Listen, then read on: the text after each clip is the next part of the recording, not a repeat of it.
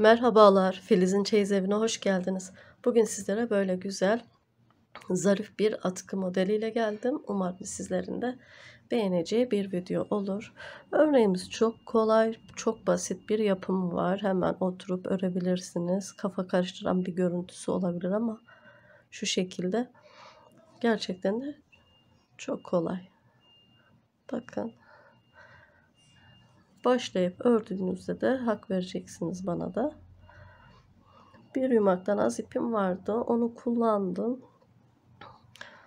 Şöyle istediğiniz boyutta da örebilirsiniz sizler. Uçlarına püskül yaptım. Videonun devamında anlatacağım. Ben hazırım anlatmaya. Sizler de hazırsanız ipinizi, tığınızı alıp gelebilirsiniz. Evet, benim şöyle bir yumağım var. Markasını bilmiyorum. İp numarasını da bilmiyorum. Bununla öreceğim. Hemen ilk etapta tığımı sabitliyorum. Burada 26 adet zincir çekiyorum.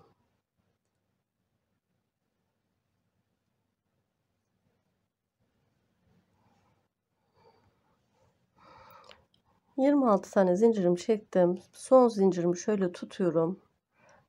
1, 2, 3 zincir çekiyorum. Üzerine alıyorum. Tuttuğum zincire giriş yaparak buradan ikili bir trabzan örüyorum. Hemen bir sonraki zincire tekrar geliyorum.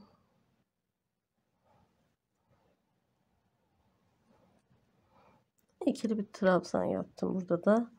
3 zincir çekiyorum. Üzerine doluyorum. 1, 2, 3. zincire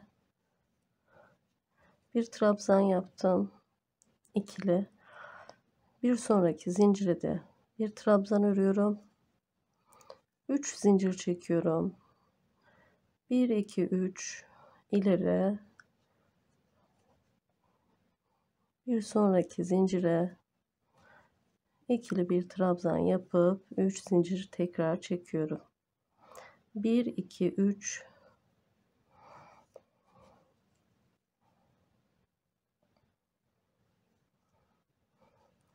Bir sonrakine de trabzan örüp 3 zincir çekip 3 zincir ileriye 2 trabzan yaparak bu şekilde sıra sonuna kadar yapıyorum. Sıra sonuna geldim. 2 tane bakın trabzan ördüm. Bu başta 3 tane oldu zincirle beraber. Burayı da 3'e tamamlayacağız. 3'ü tamamladım. Şöyle ilmeğimi uzattım. Trabzan boyunca. Bakın son yaptığım trabzanın içine girip şu şekilde uzatıyorum. Zincir çekerek bir üste çıkmıyorum. Üzerine doluyorum. Bakın. Trabzan örüyorum. Bir diğerine de aynı işlemi uyguluyorum. 3 zincir çekiyorum. Tekrar üzerine doluyorum. Buradaki trabzanlara bakın. Şöyle beline dolayarak trabzan örüyorum.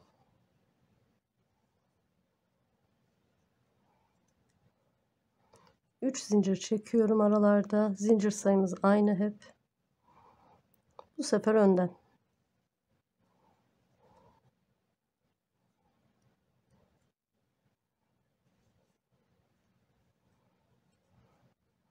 Üç zincir.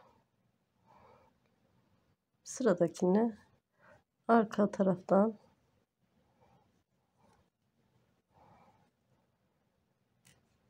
üç zincir çekiyorum.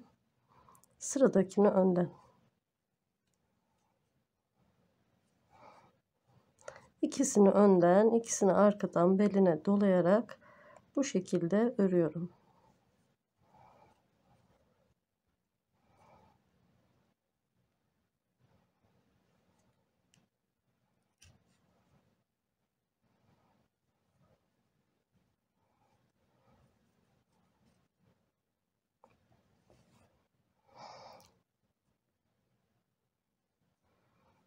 Bakın buradan ikisini örüyorum.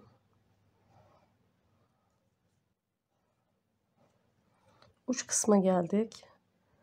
İlmeğimi yukarı doğru böyle ördüm çıktım. Pardon. Şimdi tamam. İlmeğimi uzattım. Şimdi içine girerek alıyorum. Bu şekilde çevirdim. Bakın şimdi model bize bir ters bir düz olarak geldi. Şu kısmı da detaylı olarak anlatacağım. Sonra modelimiz aynı şekilde ilerleyecek. Bakın. Şimdi bunlar bu şekilde ördüğümüzde önden almıştık. Şimdi arka tarafa geçince de bunları arka yüzünden alıyoruz.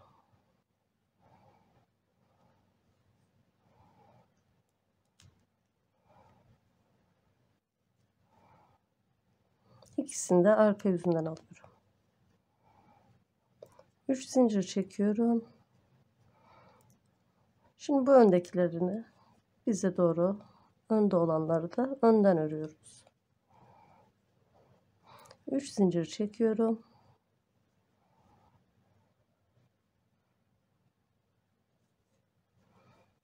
Tekrar arka kısma geleni arka kısımdan örüyorum.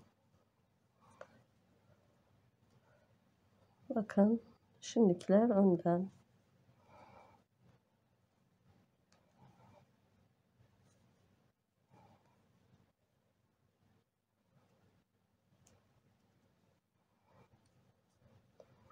Burayı kesmeden böyle başa kadar bir sıra örelim.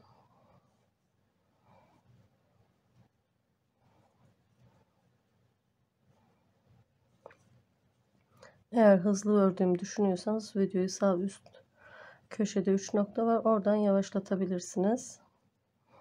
Sistem aynı olduğu için biraz daha hızlanarak ilerliyorum. Bakın sonuna geldim. Sonuna gelince de burayı bu şekilde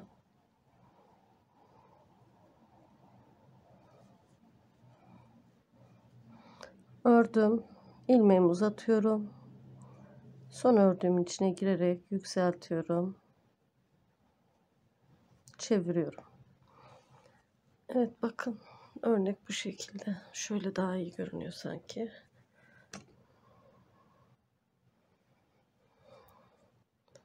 Şöyle birkaç tane daha göstereyim.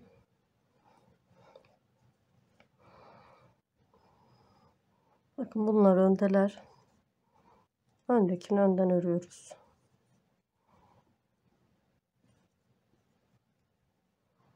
Üç zincir. Arkadakilerini de arkadan.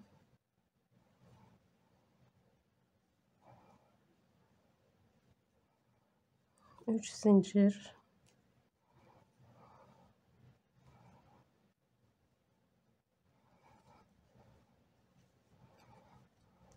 Evet bu şekilde örelim.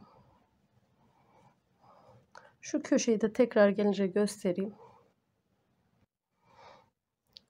Bakın sonuna geldim.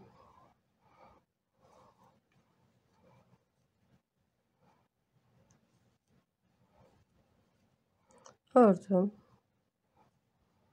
Şunu da içinden geçerek örüyorum. İlmeğimi trabzan boyu kadar uzatıyorum. Üzerine alıp iki defa da çekiyorum. Hani şuradaki zincir görüntüsü olmaması için bu işlemi yapıyoruz. Tekrar çevirdiğimizde modelimiz nasıl yürüyorsa o şekilde ilerliyoruz.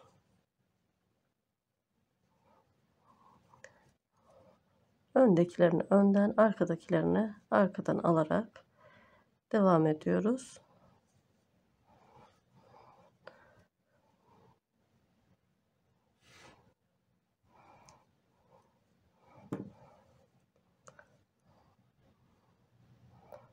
Bakın.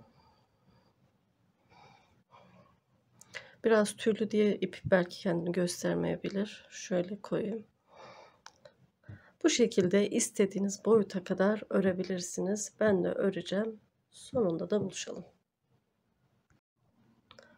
Evet, ben atkımı bitirdim. Şöyle göstereyim. Bakın.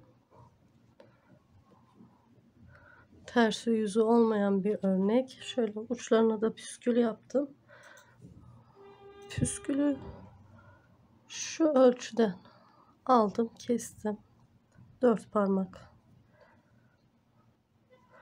O şekilde yaptım.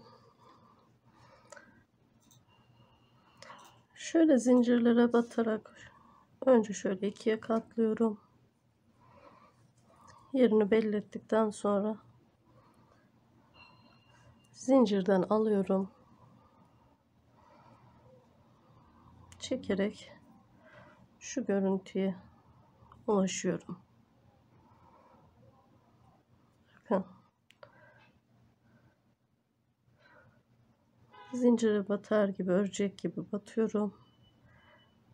İçinden geçiriyorum.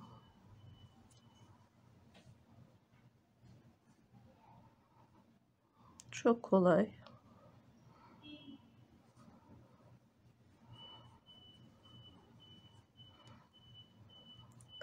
Evet, bu şekilde de püsküllerini tamamlıyoruz. Tabi siz bunları istediğiniz boyutta örebilirsiniz. Böyle bir duruşu var. Bakın tekrar böyle.